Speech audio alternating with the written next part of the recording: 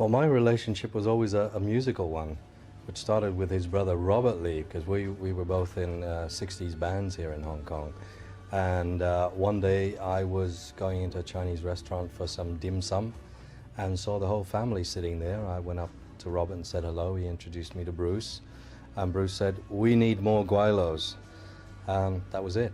They dragged me along to a shooting session the next day, and that was my big break into stardom.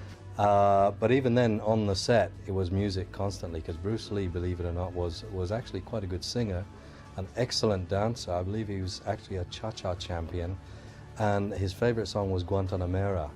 And I made the mistake of bringing my guitar along, and of course I had to play Guantanamera over and over and over again while he sang and I sang and the whole cast sang, and he would dance, and he was really very good. If he hadn't gotten into acting, he really could have been a singer, I believe. But it was that one song, Guantanamera, and to this day, when I hear it, I think of Bruce. Then subsequently, I got involved in writing some of the lyrics for theme songs, and after he passed away, I was asked to do both the theme song and the incidental music for a tribute film called He's a Legend, He's a Hero, which was actually named after the song. I'm only in the movie for about 2 seconds in The Way of the Dragon, in a back alley behind a restaurant, a mob of Italian gangsters, I think we were supposed to be. And I creep up behind Bruce Lee with an iron bar, but before I hit him, of course, he does his little thing with the nunchaku sticks and knocks me out. Unfortunately, he misjudged the distance just by a few millimeters and actually hit me. And one of the reasons why I've had facial hair all these years is I've got a scar here, which I got from Bruce Lee. Well, he was so apologetic, and he shook my hands and said sorry, you know, must have been 100 times. And I have to tell you that his handshake was so firm and it was so strong that was actually more painful than the split lip in the end. And I had to, it's all right, Bruce, it's okay, it's okay. But yeah, you know, I have fond memories of that, but I also have a scar, which will not go away.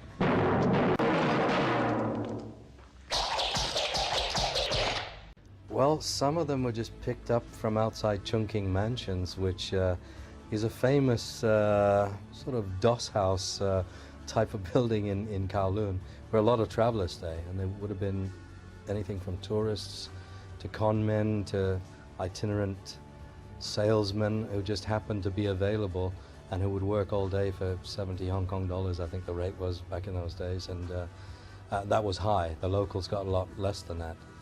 And you wore your own clothes, but they didn't tell you very much, just walk from A to B. And I was actually very fortunate to have a little acting role by being given an iron bar that I actually had to do something with.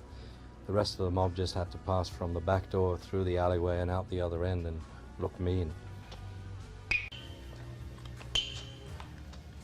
I would say, apart from the music, that the one thing that impressed me most of all was that he just never rested. Not a single second. When we had lunch breaks, tea breaks, coffee breaks, he was trying to either prove something to himself or to perfect some move that he was working on. And I remember particularly he had put a soft drink can up in the rafters of the Golden Harvest studios, and they must have been, I'm not a very good judge of distance, but it looked like 12, 16 feet up in the air. And he was just trying to kick this can off that rafter with no trampoline, no nothing, completely unassisted, just going from zero and just leaping up and kicking it. And his body would turn sort of upside down. His foot kicked the can, and he sort of did a somersault and landed on his feet. And he just kept going until he did it. And the whole crew, the extras, everyone in the studio was just mesmerized by this, because it was really a superhuman effort. And he just would not stop, not even to take a breath or to wipe his brow, just kept on and on and on till he perfected it. He was a superhero. No, I'm not surprised at all that he's become really an icon and a Chinese hero, and it was really well deserved.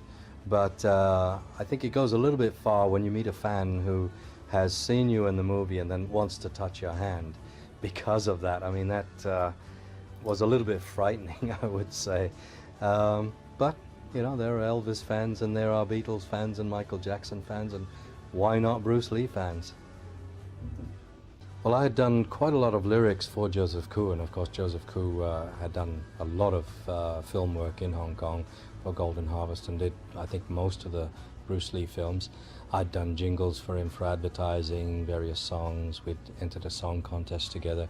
And he called me one night and said, Anders, you got to help me. We need an English lyric for the latest Bruce Lee film.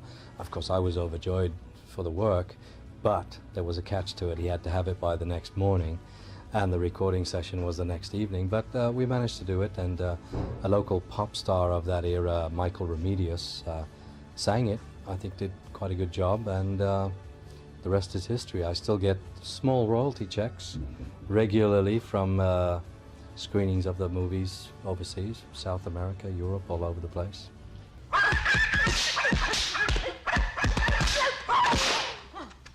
Oh, Elvis and Bruce actually have a band up there.